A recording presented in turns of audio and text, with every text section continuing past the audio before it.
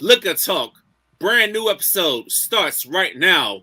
Welcome everybody to another edition of the Liquor Talk Podcast. I'm your man Victor. I'm recording right here in Florida, live from the Studio Max, right here in Orlando, Florida. If you want to host your events here, if you need someone to record, come down to the Studio Max right here in Orlando. And also shout out to the radio station where Liquor Talk is on, WSXJ 973 Sunshine Jams. And also shout out to everybody that's pouring up with us. Whether you listen to us on Apple Podcasts, Spotify, iHeartRadio, wherever you get your podcasts at. I want to thank you all for checking out the Liquor Talk.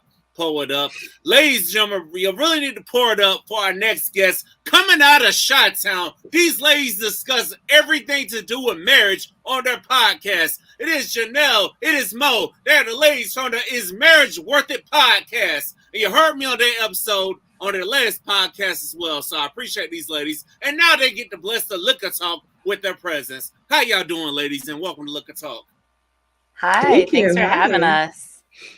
Yes, I definitely appreciate y'all for having me. So, it's perfect time. This is how podcasting should be. Y'all, I'll make an appearance on your podcast, and now y'all on Liquor Talk. That's how podcasting should be. Network. Yes, networking. But only reason I say that is because I've shared this platform with so many different people, and those people hadn't returned the favor. But it is what it is. We keep on moving, we keep rolling, we keep sipping, and we just keep it moving. So why don't y'all tell the people a little bit about your podcast, Is Marriage Worth It? All right. So I'm Monique and my co-host Janelle. We started Is Marriage Worth It podcast 2 years ago from yesterday. We recorded our first episode 2 years ago. And our podcast is all about trying to figure out if marriage is something that either of us want to venture into or if it's something that is worth it. So we talk to people of all different backgrounds, whether you're single, married, engaged, divorced, widowed, in a throuple, just all of the above. We cover everything. We're willing to talk to everybody about relationships and marriage. That's real. Now, are either one of you married? Nope. No. Both single? Yes. Yep. Wow, two single ladies diverging into marriage. So what made y'all decide y'all want to come together and talk about this stuff? Because usually single women like to turn up in the club. They like to plan trips to Miami and stuff. So what made y'all come together and decide y'all want to do a podcast and try to determine if marriage is worth your time? Well, Mo and I have known each other for most of our lives, and we've had quite a few friends get married, and we had a few of those friends divorce, and we just kind of wondered what changed once you said I do. After the party that we all enjoyed, like what's next steps? Like, what is your life going? So we started the conversation with a family member of Mo's, and after we literally just went on Zoom and had a frank conversation about it. And after that, we were like, we could probably record this and maybe make a podcast. So that's what we did. That's how it happened. That's what's up. And 2 years later, y'all still pushing.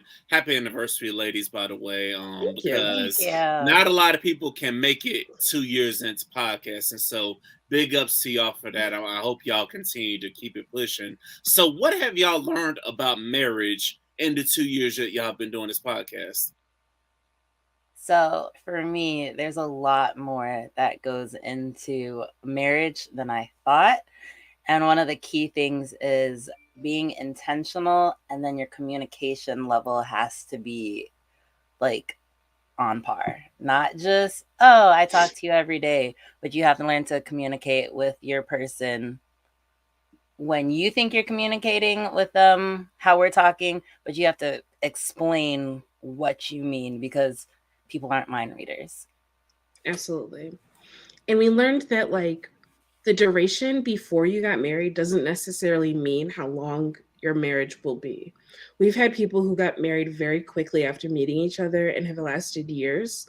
And we've had people who knew each other for a while and then got married and then divorced not too long afterwards. So the duration of your relationship doesn't necessarily say what your like odds of making it is going to be. So I just think that we just learned that not every relationship is the same, and you literally cannot just like see somebody else's marriage and just be like, oh, they must be perfect, they have it all together, because you don't know what's happening behind closed doors. That And there's sometimes no it's just really formula. boring.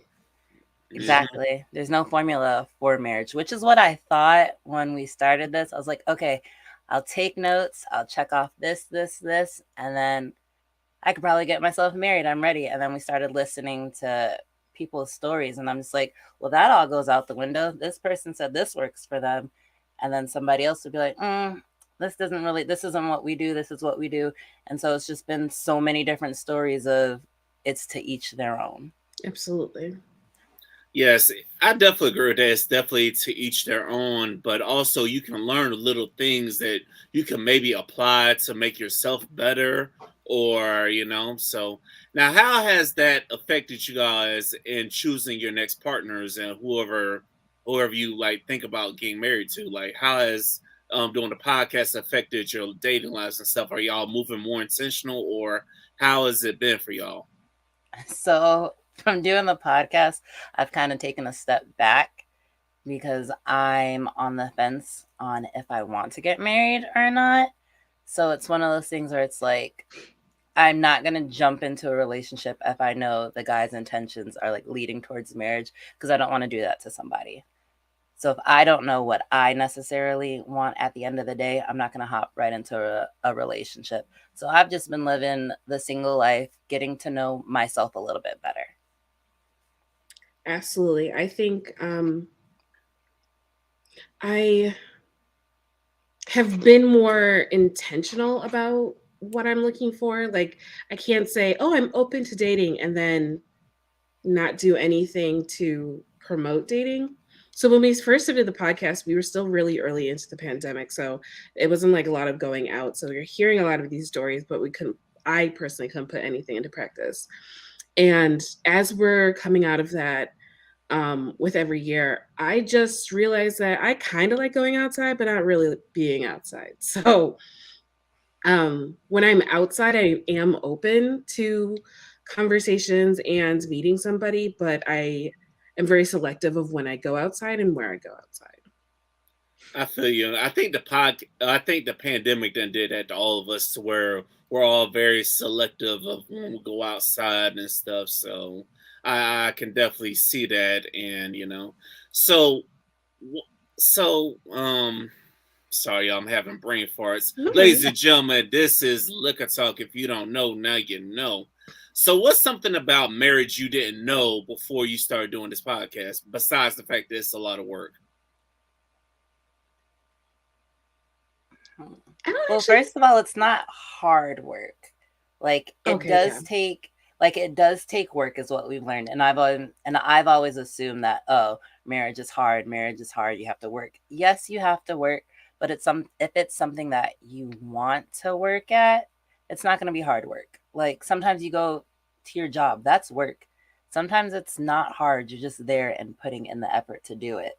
So when I take that and apply it to marriage, I'm just like, oh, that kind of takes some of the bad things out of what I thought marriage was. Absolutely. And I also think, similar to what Mo said, it's not hard work. And I think just being honest with your partner and having conversations prior to marriage really gets both of you in the mindset of what happens after marriage. So you can't go into a marriage. We had one guest, they they never spoke of it, but once they got married, her husband was like, "Oh, well, now we need to host dinner parties." They never did dinner parties before, but in his mind, that's what married people did, was host dinner parties. And so she went along with it, but eventually it got to the point where they both enjoyed the activity, but they sat down and were like, okay, we can make marriage what we want it to be. It doesn't have to be what we've seen. And so I just think that there's like a lot more intentional conversations prior to marriage that needs to happen.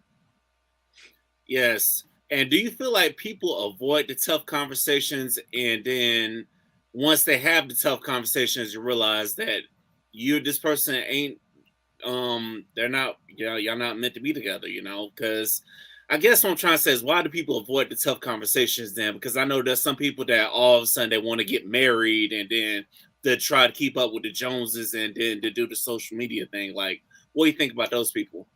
So it's exactly what you're saying.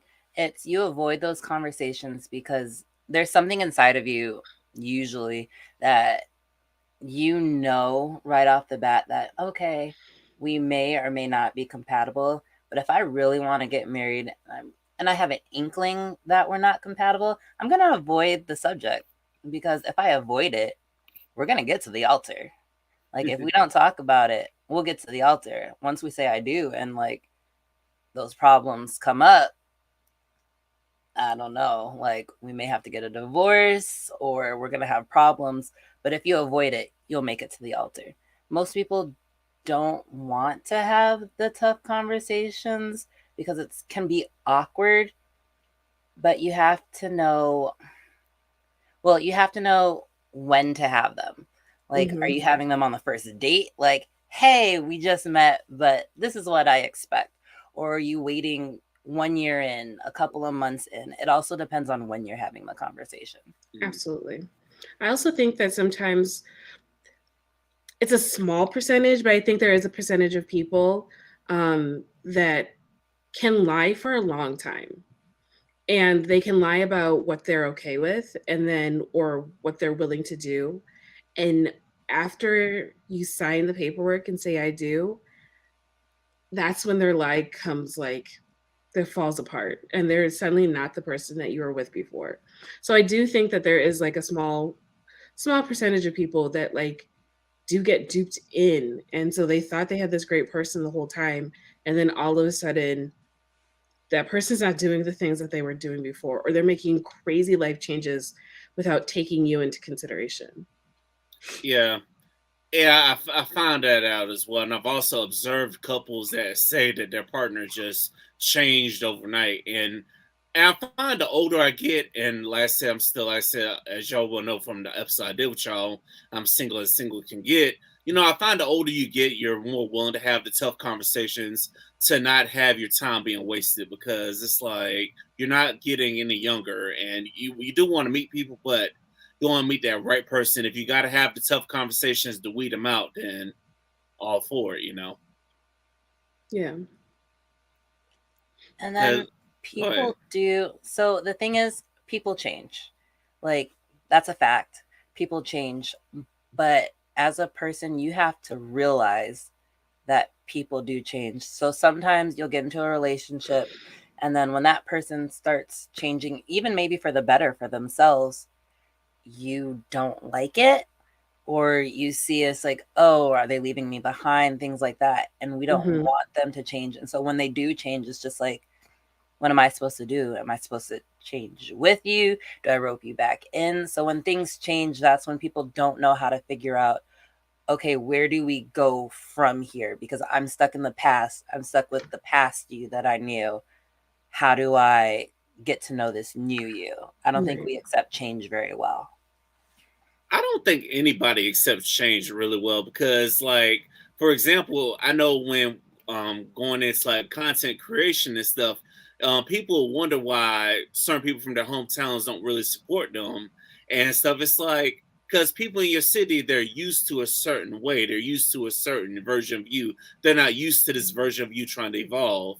So I do get that part, but I know for me, it's like, why do people just I guess another question I'm really wondering is, why do people just stay in one, just rather be stagnant than change, than to grow up with the person? And if y'all change together, I mean, that'll bring y'all closer, right? Should be.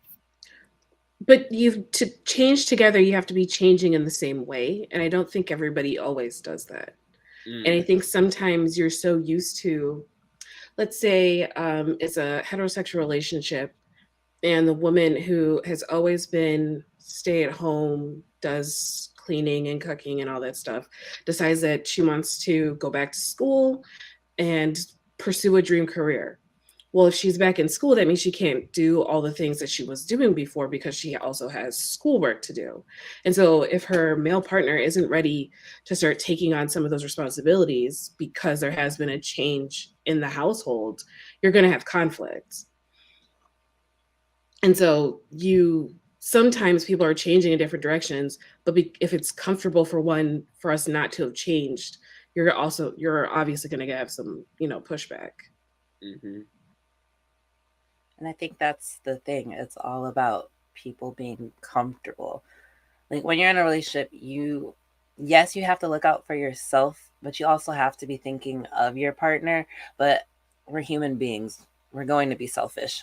Absolutely. Let's just be real. Yes. So the thing is, you're looking for your best comfort, and kind of like Janelle's scenario, like, is the male partner really going to be comfortable if his wife decides, all right, we're having this conversation. I want to go back to school. I want to, will you be comfortable doing this? If he's not, like she said, like there's going to be talks about it. And then there's your chance. Are you guys going to grow together, figure out this new way of life, or are you going to hold her back? And you know what? And I said for me, like if I'm with somebody, I'm gonna push them to go for their dreams. I'm pushing them to go for their vision. Like, and I realized this in watching Snowfall. I don't know if y'all watched Snowfall, but when Jerome died, everybody said that. I kept seeing this post on social media. Like, when you choose a partner, you can either choose someone that will help you with your rise or help you with your downfall. So it's like I really feel like people gotta find a way to choose the right partner, even though it's tough out here. I'm not even gonna lie, it's a challenge. But then that's the thing. How do you know it's the right person? Like everybody always says, yeah, make sure you choose the right person. Make sure you choose the right person. There have been people that have been married that thought their person was the right person, and then they get divorced. Mm-hmm. And so I'm just like, so was that your right person? Or exactly, I don't know. It's gonna be the person that they say, okay, I fucked up, So I respect a person that gets married and then gets divorced and just said, okay, I fucked up. I really respect it, So I ain't gonna lie. When my mother told me when she fucked up when her first husband, I'm like, okay, mom, I can respect you for saying that, So props to mom for admitting she was wrong about her first marriage, It is what it is. But ladies and gentlemen, this is Liquor Talk. The more you drink, the better we sound. So pour up that liquor and continue to enjoy this great conversation we have with the ladies from the Is Marriage Worth It podcast. And remember, listen to your Uncle V. If the bartender don't drink, don't buy that drink from them. And continue to tune in, whether it's on Apple Podcasts, Spotify, iHeartRadio, wherever you get your podcasts at. So tell me, ladies, a little something about y'all. What's y'all favorite type of liquor? So what's funny is I'm a bartender and I don't drink. Oh, damn. Listen, I quoted a Kanye West song. Okay? I know, but it was just funny. I was like, well, yeah, so I am a bartender part-time, but yeah, I don't drink. I'll get a drink from you, all right? I'm very friendly. I'm a great bartender. I make great drinks, okay? Don't judge me. I don't know if I have a preference. I like cocktails, so any mixed drink I'm usually down for. Oh, damn, mixed drink. So I guess at your dream weddings, would y'all want to go to a wedding that has an open bar? Because I see this a lot. Everybody talking about, oh, I'm only going to the wedding if it's an open bar. Like, would y'all want to go to a wedding that's not open bar, or what y'all think? So I've been to both types of weddings with an open bar, and I've been to weddings that have a cash bar, and I've been to weddings that have no bars at all. I personally think that it's selfish to say you'll only go to a wedding if it has an open bar, because that's a lot of money. Like, you're asking a couple to for one night only to be the owners of a bar, and you can take as much as you want. I just think that's reckless, and I don't know. I mean, I appreciate every open bar, or even if it has like a couple hours of unlimited, and then after a certain time you have to pay. But I'm willing to go to. I like weddings, so I just will go to a wedding. I probably have it small. My dream wedding is a small wedding, and so like whatever liquor is there, you can make your own drink. But I'm not really trying to Break the bank. break the bank. Now, Mo, have you ever had to work a wedding? Like, how was that experience for you? Yeah, so I have had to work a wedding, and the way that it was done was the bride and the groom decided that cocktail hour and then the first hour of the reception was an open bar. And so the lines for that, it gets packed and it gets crazy because people are just trying to like, there's a time limit. So people are Yeah. like, gotta get my drinks in, gotta get my drinks in. So you have people that get messed up very, very quickly. And it's one of those things where it's like, I know you guys are trying to have a good time, but at the same time, I'm not trying to lose my job if I get you like super intoxicated. So it's one Absolutely. of those things Yeah. where it's like being a bartender, you have to be conscious of what you're doing, how much you're serving, trying to remember faces, trying to have conversations to make sure that you're not serving somebody that's already intoxicated. So it's a Hmm. lot of pressure at an open bar wedding. And then when the cash bar opens, like it slows down a little bit, but you still get those old uncles. Just like, take my money, pour Not the me old another. uncles. It's the old uncles that just got money to spend. And it's just like tips are good though. I will say tips at an open bar are a lot better than a cash bar.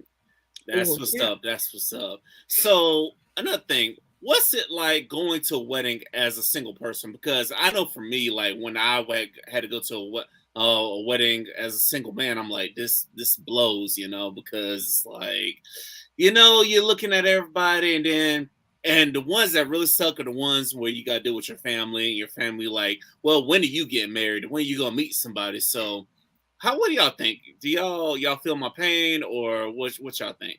So I would say I don't necessarily feel that pain because it depends on the type of wedding that you're going to. Usually, the weddings that I attend, I've known these people for a long time or they're college friends. So, the people that I've known for a long time, I know most of the guests at their wedding Same. and I can just have a conversation and it's not like, oh, I'm talking to a married couple and I'm single, or oh, I'm at a table with a whole bunch of married couples. Like I don't see that and I don't feel like, oh, I'm missing a date or I'm missing like somebody to be there with me because I can have a conversation. And then with college friends, when they got married, a lot of my college friends that attended that wedding, they were also single. So it wasn't like, oh, everybody's booed up, paired off. I'm a third wheel. So I've never felt that at weddings. I'm just there to have a good time. When the dance floor opens, you can find me on the dance floor all night. That's about Yeah. it. I was gonna say the same. I go to weddings for the enjoyment of the dance floor and celebrating the love of the couple. I'm not going there looking for a partner. Um, so I never feel any pressure about that.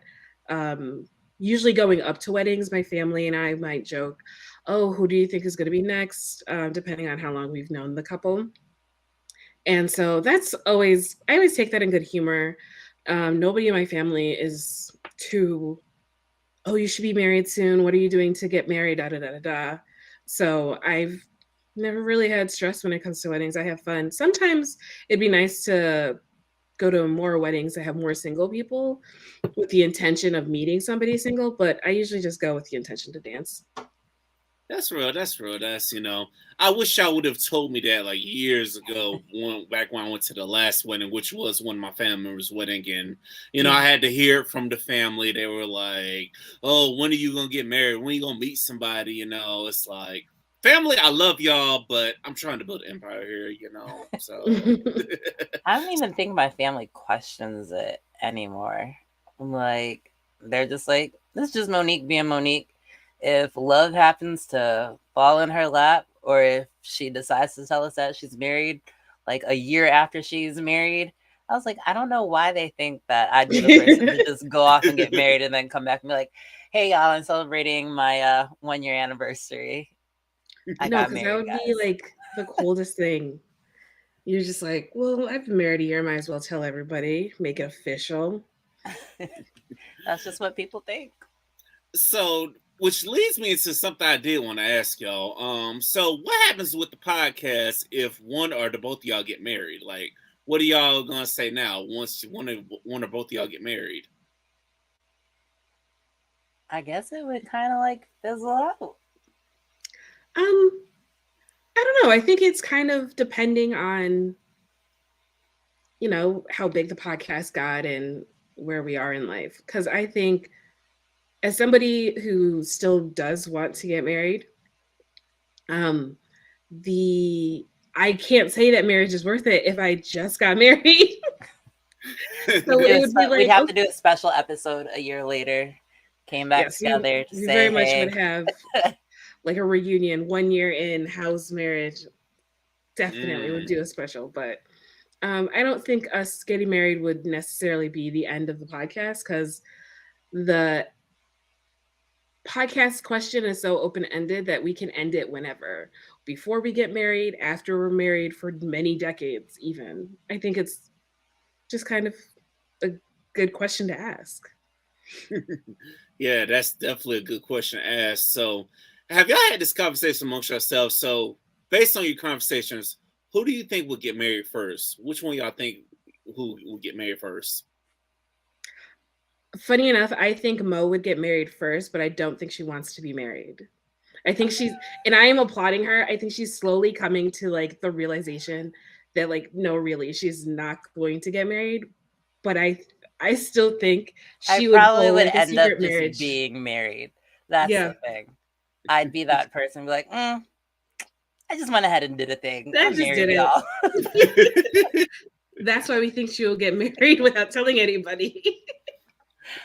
I can feel that, and also I know feeling for myself. Like if I just got married, I might just be like, "Fuck it, I just did it," because you never know, because your family, they'll be trying to inspect the person. Your friends gonna be trying to figure out who it was, So, oh no, I've always had big dreams of that. Like, absolutely not am I going to be with somebody who has not been interrogated in at least 4 different states and Canada.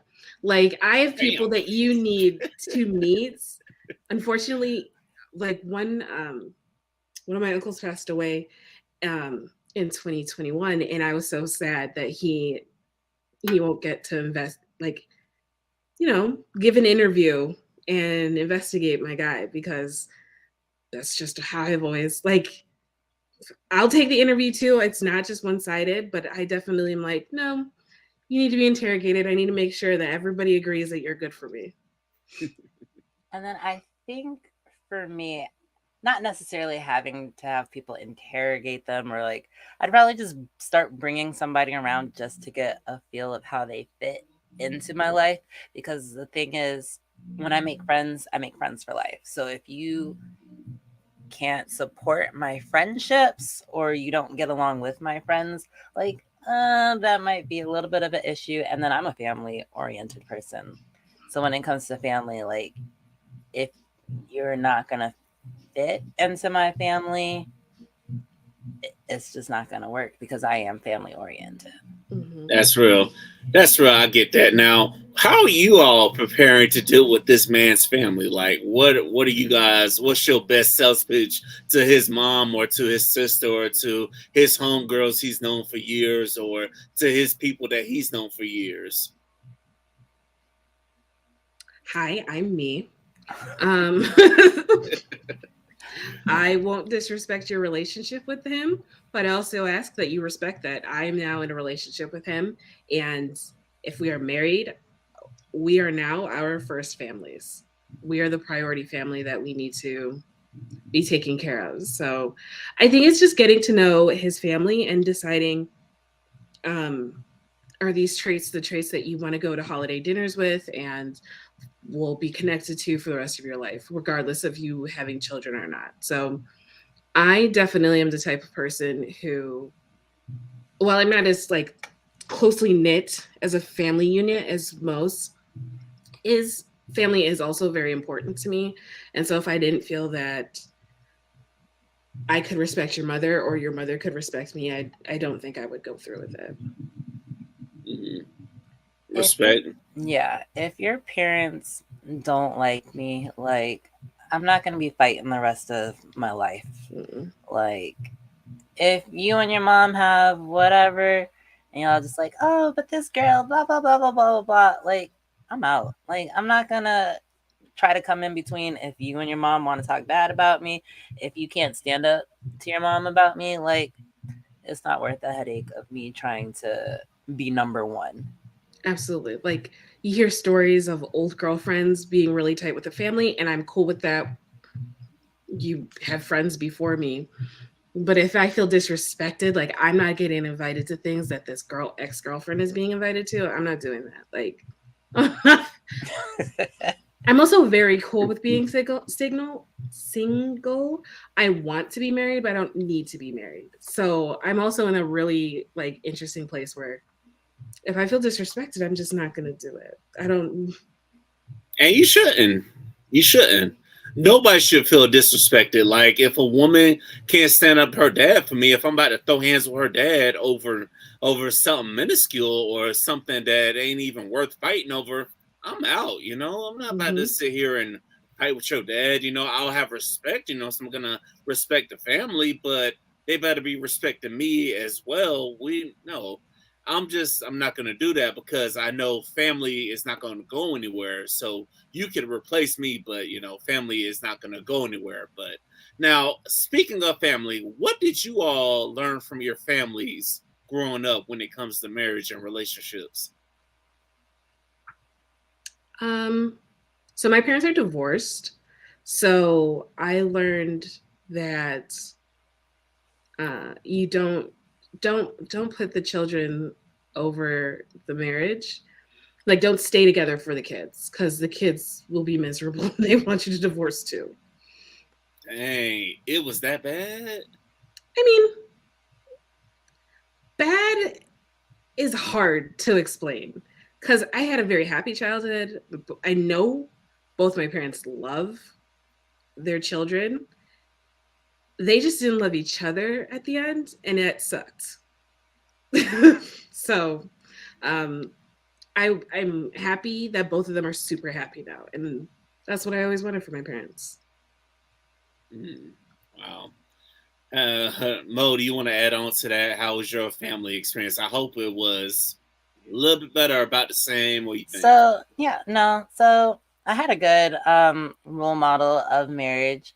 My parents were married for 35 years, I Wow. believe, before my dad passed away. And so it was a marriage of till death do us part. And so my mom is widowed and she doesn't plan on dating and doesn't plan on getting remarried because her three grown children have told her we're not about that. Like you you have us, we're enough for you. But all jokes aside, but their marriage to me, like they were just two people that loved each other, that looked out for their kids, and they weren't affectionate.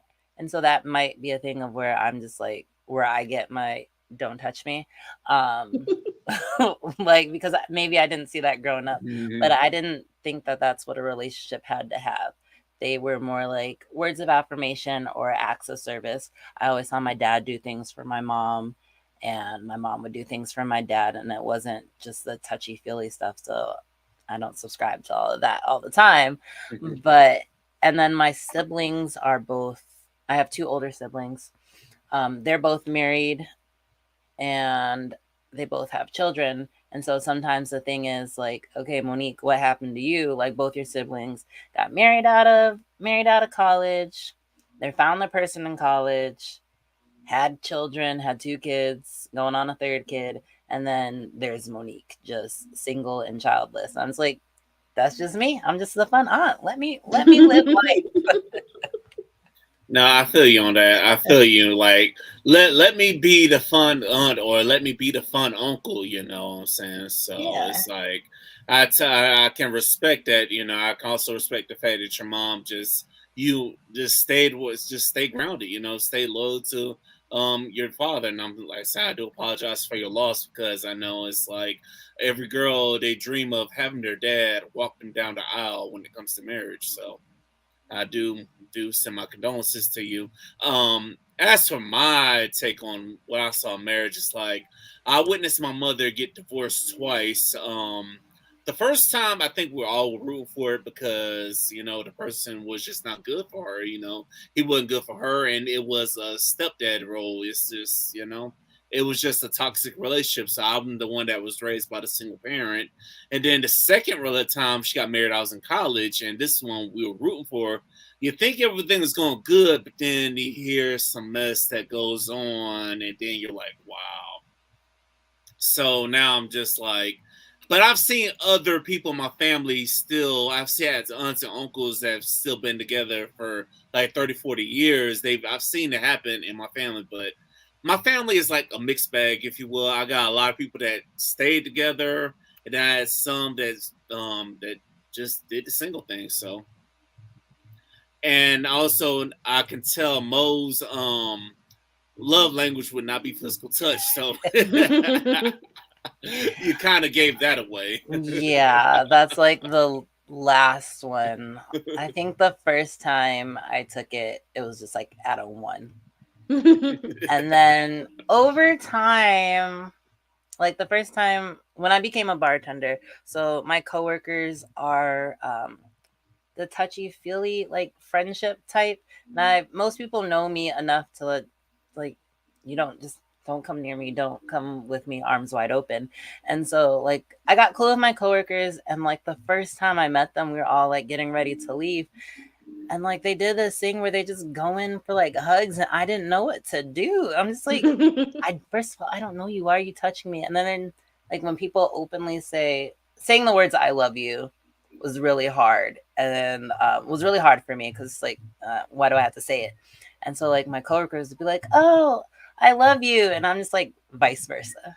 Like, and they're just like, "Wait, what?" And I'm just like, "Sure, the feeling is mutual. I just don't say Wait, it." was this after the first night of work, No. or So the I love you thing came later on when we became like more than just coworkers. We were friends and stuff. But the hugging thing was like after the first time we all worked together. That's just how they say goodbye. Just like, oh, bye, see you later. And I'm just like, okay. But I can accept hugs and stuff now. It's gotten a little bit better. That's real. That's what's up. Ladies and gentlemen, this is Liquor Talk. I don't know if y'all watch basketball, but shout out to Florida Atlantic. They going to the Final Four, so shout out to them. One time for them, one time for the Owls. A school out of Boca Raton, which not a lot of people knew outside of Florida, So shout out to them.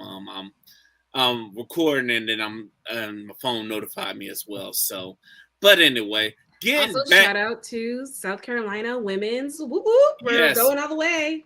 Yes, shout out to the Gamecocks. Shout out to them too. Shout out to Dawn Staley. And shout out to all the beautiful black women that I see coaching in women's basketball. I see a lot of them. I'm like, God damn, they're beautiful. I'm rooting for y'all to win. I'm rooting for the black coaches to win, y'all. But getting back to your latest episode, episode 64, which was I Don't Want to Be Your Friend. Now, when I tell you I can kind of relate to this, I could definitely relate to this because, like, I've seen both sides of it. I've seen people that were friends that their relationship lasted a long time. I've seen people that were friends that then decided to get married. Their relationship ended quicker than you could say, oh my, And then I've had personal experiences with the friend zone. So how did y'all feel after recording that episode about friends? So with that one, it was the guy, and he made it clear to his now wife that back then that's all she was looking for. Is she was not intentionally, but that's where it was going, was just like, oh, I'm not really looking for a relationship type of thing. We can be friends. But the thing is, he wasn't going to settle for that. He was laying his cards out on the table, letting her know that, hey, if we're going to start talking and things like that, I'm looking for more than just friendship. And so he kind of maneuvered his way before he became friend zone. And so they're now 2 years in, happily married with a child. Wow. So I also think you have to be honest. Like, he was upfront in the beginning that he didn't want to be her friend. He wanted to be her partner. And so I think that we have a lot of people who say they get friend zoned, but never actually had the conversation. Like we were talking in the beginning of the podcast. Like, were you, I don't think you get friend zoned until you're told, I would rather just keep you in this box than to pursue anything further. And then you also have the choice to walk away if you don't want that friendship. But staying and being friends means you want to be this person's friend. Yeah, I do understand that. I've had a number of people that hit me with that friend zone. I just flat out walked away because it's like at that time you get tired of hearing it. You get tired of hearing, "Oh, you're only good enough to be the friend zone," but yet I'll still see some of them same people complaining on social media about, "Oh, where are the men at? Where is this at?" I'm like, you know what? Miss me with that bullshit. I don't know. Like, do y'all feel like people put the wrong people in the friend zone? I can't really say yes because I don't know why people put other people in the friend zone. So if you, like, for me, if I were to put somebody in the friend zone, they're going in there for a reason. That's all I can say. I can't say, oh no, they would have been perfect together. I'm not in this person's head. They did it for a reason. And sometimes if you end up in the friend zone, it's not a death sentence of just being friends. You could climb your way back out. It's maybe just at that point in time, maybe they can only handle a friend. And if you're still there, they may start seeing you as more than a friend. Now, if I would have heard that, then we could have worked something out. But but it is what it is. But you didn't want to be your friend. You wanted to be your boyfriend. And Yeah. you walked away, which I think is the smarter thing to do than to just be there and be like, well, I could be the one, but maybe you're not her type. True. That's true. I'm not every guy's friend. Like, I personally don't believe in the friend zone because I don't think people have to like me. So if I have a crush on a guy and I'm not getting what I think of as moving forward, I don't think I've been friend zoned. I just don't think I'm that person's type. And so I have to make the decision. Do I want to be this person's friend or do I want to walk away? And most of the time, I can just be this person's friend because I don't need them to like me and I can just move those feelings somewhere else. It's not a death sentence to me. Exactly. Yeah, I definitely feel all of that. Speaking of death sentences, I fell out laughing. I heard this term, like, damn, sticking with somebody for 8 to 10 years is a death sentence. So, like, but yet you see a lot of celebrity couples that have been together for 30 and 40 years. I'm like, how is 8 to 10 years the death sentence, a prison sentence? I think it's a prison sentence if someone is intentionally stringing you along. I think there's a lot of celebrity couples that people want them to marry. They're like, oh, you guys have been together for so long. I had a couple in my head, but I can't remember both people's names, so I'm not going to embarrass myself like that. But there are couples out there who've just like had those conversations probably very early on. It's like, do you ever want to move this to marriage? And if the other person's like, no, would this be okay? And they're like, yeah, they just stay together for forever. And so we as a society are just like, but if you've been with somebody so long, you need to marry them eventually. Yeah. It's only a death sentence if one of them wants to be married and the other one is just dragging on as to why they can't be married yet. And then the 8 to 10 sounds like a prison sentence. That episode, the meaning of that title isn't what it actually sounds like. They don't believe their marriage is like that. It's just when usually we ask a couple, how long have they been married? You get one number. Like, you're supposed to know how long you've been married. But the guy was just like, sometimes I just say 8 to 10.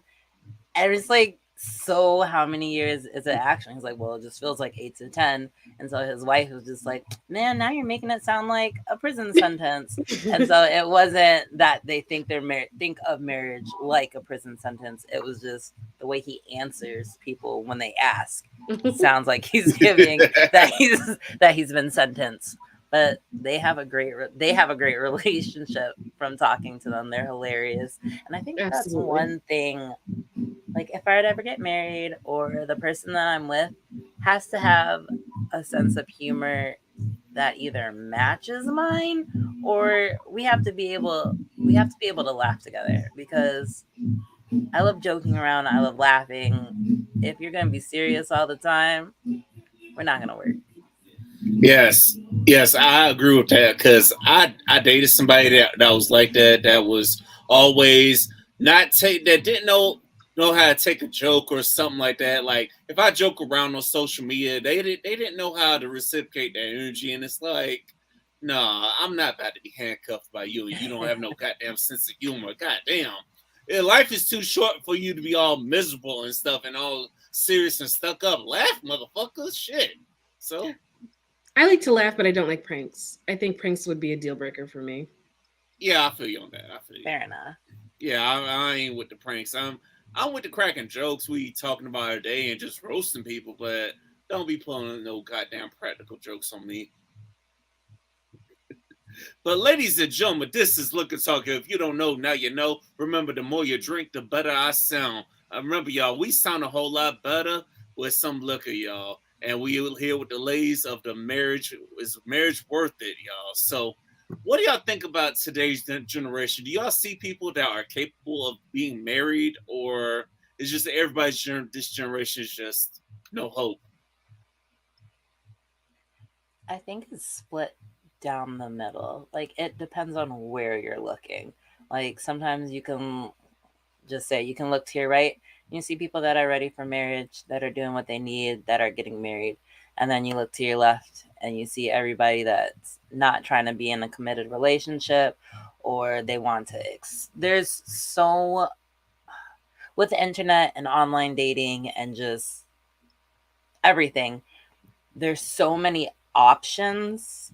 And so the thing is, with commitment, people aren't trying to, not necessarily buy, choose the first thing. And so when they do maybe stumble upon something that looks great, marks all the checkbox and things like that, you kind of go, but can I find better?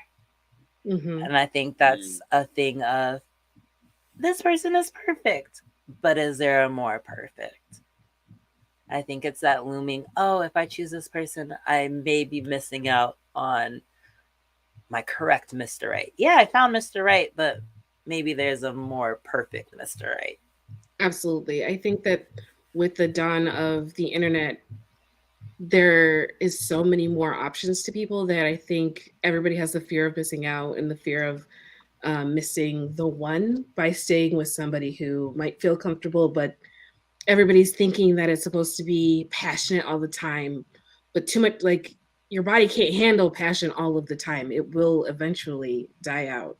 And so then they don't know what relationships could look like that lasts a long time, that isn't on TV, like movies and television. That's not all the time. Like, it's literally just a period of time in which two people were directed as to how to act, so that when people are behind the scenes, they don't know what they're supposed to do. They've just seen, oh, I've seen these people either on social media, on TV, on movies do this. Why don't you do that?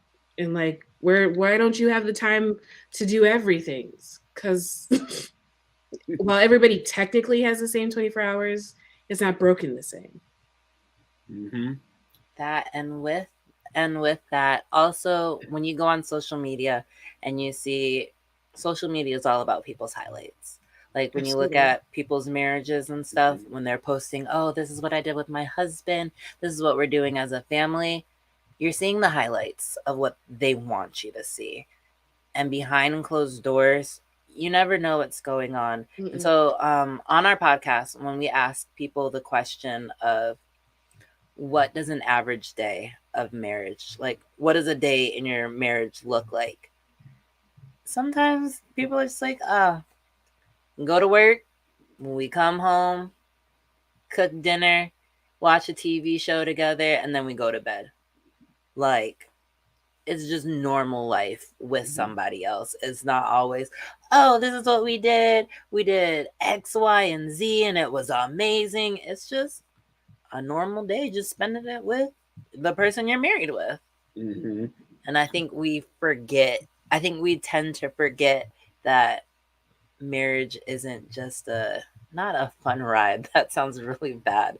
It's not just all the ups. Yeah. Like it could just be flatline, just chilling. Yeah.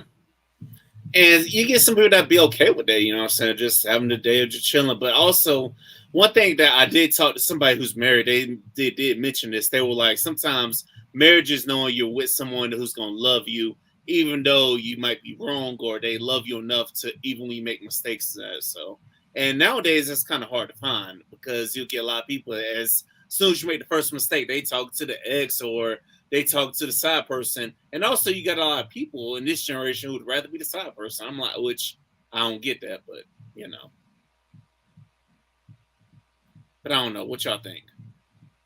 Honestly, I I don't know why people would choose that. That's not the life I could choose. Like to each their own. If it works, if there are certain perks for you, it might just have being able to have somebody without having to have all the not pressure but responsibilities of being the main person. I don't know. Yeah, I don't know either. I guess you don't know either, Janelle. I mean, I can't see it for myself, but I can see the appeal. But that's one of the issues is when you're the side, you only get the exciting fun parts. And yeah, you don't get them all the time, but when you get them, it gets to be, oh, we're always doing trips or we're always doing something because you have to value the time that you're together. When you're with somebody when you're actually in a committed relationship, you have more boring days, more just mundane days. And I think when people conflate relationships having to be passionate, having to be exciting, instead of it can be exciting and it can be passionate, but it's usually just every day, people get people think that, oh, maybe I'm not in the right relationship, or they just fear that they're missing out, or I don't know, they think their dick is big enough. It's just one of those things that I'm just like, you're just wasting everybody else's time because you were supposed to be committed and now you're stringing two people along. I always blame Yeah, the person who's cheating. I Facts. I yeah, feel I side eye the side person, but they weren't in a relationship to be cheating on somebody. So hmm, like as much as I can side eye them, they technically just did what was beneficial to them, and everybody's gonna do that. It's human nature. yeah, yeah. That's definitely human nature. I definitely feel you on that, and I kind of side out both people. I'm like, you know, you're cheating on this person, and you got a loyal person, even though they might be boring, they might be mundane. You got somebody that's loyal. That's somebody that's gonna ride with you. That's somebody that's gonna do for you. You're gonna risk all that for a couple of minutes of excitement, man. Get out of here with that. Now, there was some kind of crazy situation I saw on a talk show, which they talked about somebody really pitched the idea of being married but having two different households. Did y'all see that? And would y'all agree to something like that? Because I find that crazy. I find that to be a waste of money. I don't know if I've seen maybe the talk show that you were talking about, but I I have think seen that circulating around where it's just like a new thing where people are living in separate households. And the thing is, if you set up whatever we'll call it boundaries, if you set up the boundaries of what it means, it can work.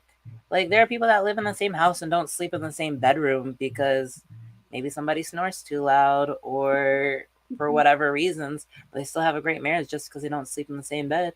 If you want to come over and have a sleepover in my bedroom, come through. But maybe I just prefer the whole bed to myself. I now think it just that kind of depends on the relationship because I think when people, oh, how could you be in two separate households? That's the military. Like when people are in deployment, you're living in two separate places, having a whole relationship. And then I think people have jobs that move them. So it might, that yeah, yeah, instead of up, and depends on if they have family. Like if maybe you don't want to uproot whatever's going on and you go off and you have another house because you're working out there. I don't know if it's like, oh, we have two separate households like across the street. Like that seems a little odd to me. Like yeah, if it's that close, like, oh, we're next door neighbors. Like I get two separate households. I get that, but like next door neighbor type of thing, then I'd probably start to question like why. Yeah, I would definitely start to question why too. Like, why would you guys build a? Now, what I could foresee is like having a big house and she have her part, I have my part, and we come together whenever. You know what I'm saying? I can foresee that, but having two separate households in the same city or on the Yeah. same block, that's doing a little too much. When we should be thinking about building together and putting our resources together to build something great for ourselves and for any other kids we may have. But ladies and gentlemen, once again, this is Liquor Talk. Remember, go ahead and subscribe if you haven't done so already. All right, ladies. So talk to me about what have y'all learned so far during season 5 of y'all podcast? I feel like everybody thinks we're going to get like new huge lessons every season, and maybe if we curated to like bigger marriage topics we could get that, but I think like marriage it stays pretty consistent that like no marriage is the same and communication truly is the key. And when people say communication, it's as mundane as, okay, I like having the garbage bags placed here for this reason, and you always place them there, you always buy the same brand or whatever, to the big things as to one of us could be, ill, and like how are we going to maneuver through illness together. So I think every season is just reinforcing the same topics, to me at least. No, I'd have to agree with that. And something with season 5, we've kind of had usually we do have married people, but they're usually coming on without their partner. But this season we've had a lot more couples come on and talk to us. And so one thing that I like to do is I like to watch the couples when they're talking, Mm-hmm. and the way that they interact is something that, not that I've learned, but it's just that I've noticed from talking to the couples, is when you can see the look of love between the two when they're talking to each other, that speaks a lot louder than the words that they're actually saying. Like, it's not just a robotic, this is how we're going to answer these questions, Mm-hmm. better be on the same page, but they're just letting each other just freely talk, and they'll jump in here or there.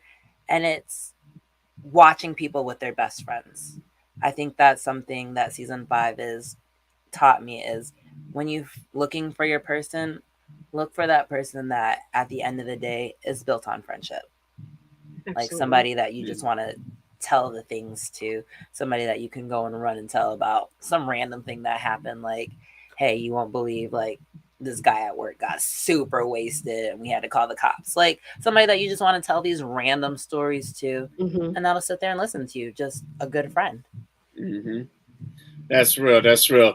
Now, like y'all always ask at the end of y'all podcast, I don't know if somebody's ever asked y'all this, but what y'all think? Is marriage worth it? I mean, I think the tax benefits are great. So if you really want to get into it, I'm still on the fence. Like, it looks nice, it can be nice, but it might not be. Like, I mean, I know Janelle said for tax benefits and whatnot, but I don't really know. Maybe.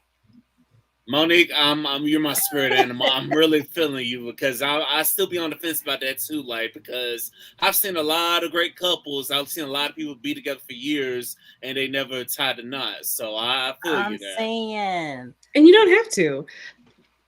That's why that's the only gripe I have with the title of our podcast is it's almost as if it's not a marriage, is it not worth it? But the way I think of marriage, I think if this person is this committed relationship worth it? And I think most of the time it is. Mm-hmm. See, I can get down with that, but we're literally asking of saying that I do part is worth it. Because yeah, I see the committed relationships. I'm just like, that looks nice. I could do that. I don't have to have like that super I do portion of it.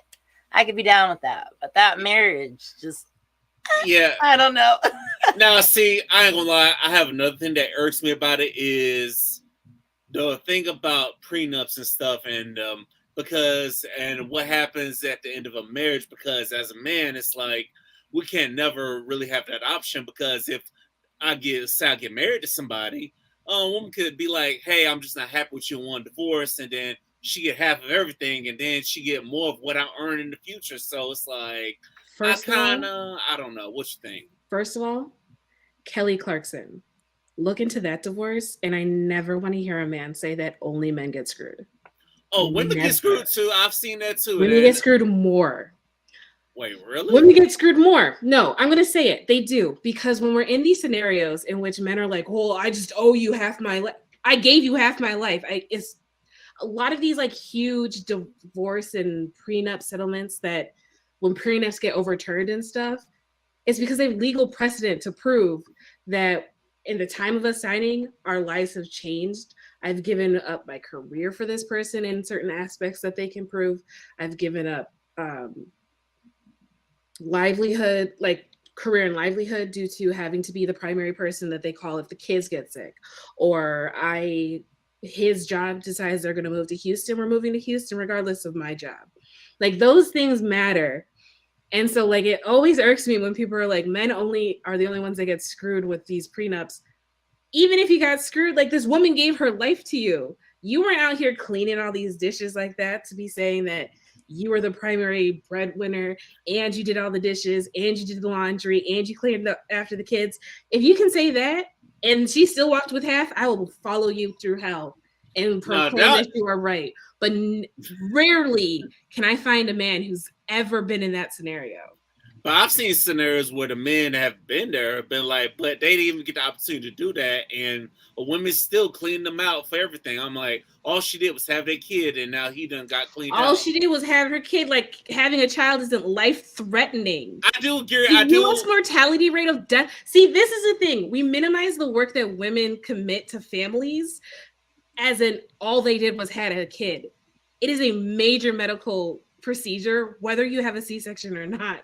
You could die at any aspect of pregnancy from the time of inception. If it's ectopic and goes into her fallopian tubes and bursts, she could die. To hemorrhaging after birth, she could die. But all she did was have his kids and she cleaned them out. God forbid. Hey, okay, Dr. Janelle over here. Okay, but listen, I don't know. Listen, when it happens, it'll happen. But listen, I just hope that we all find somebody that's gonna ride with us for life. There's nothing like that. Because I've had married couples on as well, and it's so beautiful. I can sit there watching them talking like Mo. I kind of get turned on. I'm like, that's amazing. So I hope that whoever has my kid, that we together for life. Ain't no splitting up. We riding this thing out. That's my mindset and all of it. But nevertheless, gotta get y'all on this. Y'all have an amazing podcast. But in your own words, why do people need to subscribe and tap in with the Is Marriage Worth It podcast? You need to tap in because you have two beautiful hostess that are asking the questions that everybody has questioned. And it's one of those things where it's just, you think you know what people and marriage mean, but when you listen to our guests that come on, you'll find a whole new side of what marriage actually means and what relationships will bring you. It's never a dull moment on the podcast. Yes, that's real. Listen, these ladies from the Windy City came down and held it down with the brother in the Magical City on Liquor Talk. I want to thank you all, and also want to thank y'all for having me on y'all podcast as well. Whenever y'all want me to come back on and bless y'all podcast, remember I might be in Florida, but I'm just a DM away. And hell, your boy, I wouldn't mind coming to Chicago. You know what I'm saying? Come chop it up with y'all. Just not in the wintertime though, because I'm a Florida man and I don't do the cold. You feel me? And I don't do Florida men. Damn! That's one thing you'll know. She's never been shy about saying that. Every season, almost every episode.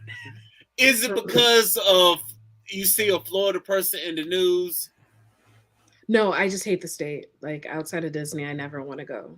God damn. God damn. What did Florida do to you? What it snowed to you. Well, when you grew up in Florida, it's like it's hard to get used to the snow. You feel me? I understand that. And when you have the magical Windy City, why leave? True. I mean, MJ ain't with the Bulls anymore, so I don't know. I know. But hey, I still want to come to Chicago. Try some of that pizza since everybody say deep dish pizza is the best. Chicago makes the best deep dish pizza. So hey.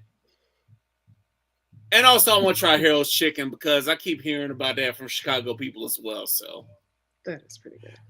It is though. But ladies, I want to thank y'all for coming on Liquor Talk, and thank y'all for having me on y'all podcast. It was fun, and we definitely got to do it. I hope we do it again. It was nice talking to you. Sounds good, yeah.